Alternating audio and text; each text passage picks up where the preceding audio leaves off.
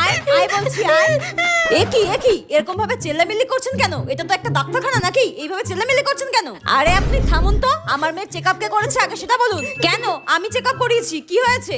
আমার মেয়ের রিপোর্টে কি বেরিয়েছে? আপনার মেয়ের নাম কি? আমার মেয়ের নাম মিষ্টি হালদার। দেখুন তাড়াতাড়ি রিপোর্টটা দেখুন। মিষ্টি হালদার, ঠিক আছে দাঁড়ান। হ্যাঁ তাড়াতাড়ি দেখে বলুন কি বেরিয়েছে আমার মেয়ের রিপোর্টে। তাড়াতাড়ি দেখুন। দাঁড়ান, দেখতে দিন। এরকম হড়বড় করছেন কেন? কোথা থেকে এইসব চলে আসে না পেশেন্ট গুলো, মেজাজ খারাপ করে দেয়। ও, আপনার মেয়ের তো রিপোর্টে টিবি বেরিয়েছে। তা টিভিটা দিচ্ছেন না কেন? আমার মেয়ে সেই সকাল থেকে কান্নাকাটি করছে। দিন টিভিটা,